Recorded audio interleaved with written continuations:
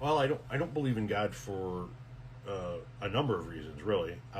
Before we get into it, really quickly, I do not have a hatred for people who believe. My wife is a believer. My oldest daughter is a believer. I don't know if my son he sounds like a believer. We don't go to church regularly at this point in time. Um, all three of my children were baptized. I have helped the church with fundraisers as well as picking up food for VBS, things of that nature. But back to why I don't believe in God. The story just simply isn't believable, for one, in no particular order here. The story just is not believable. There are a fuck ton of contradictions up and down the Bible. There's absolutely no evidence to support a God. I'm not talking about Jesus. I'm talking about a God. I believe that there was a man named Jesus of Nazareth, Jesus Christ, whatever he was called, Jesus at that time. I doubt it was Jesus. Uh, um, but I believe him to be one of maybe a couple of different things.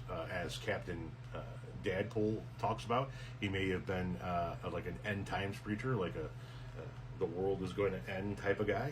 He may have been just a con man. That's the way I've always viewed him, as the world's greatest con man. Here's where the religious people are going to come in. I cannot believe you call Jesus a con man.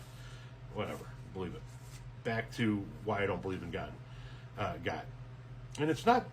Once again, the organized religion and the belief in God for me are two different things, right? The organized religion, in and of itself, is an absolutely, it's an evil entity that does some good in the world. People are going to go, some good. Yeah, it also does a lot of fucking bad in the world. Churches of many, many stripes. I don't know how much bad Hinduism does. I haven't really dug too much into Hinduism. So organized religion and the belief in God for me are two different things. I believe that somebody can believe in God without buying into the organized religion as much as they do. I see it happen all the time. But yeah, I just simply don't believe that there is some invisible being that created all of us, that watches over all of us, that hears our thoughts, that created everything we see around us. It just isn't believable to me. It's just not believable. So there's that. And then from the organized religion part of it, if he was to be true, if what is said in the Bible is true, then I wouldn't want to worship him anyway. Because the Bible is an evil book.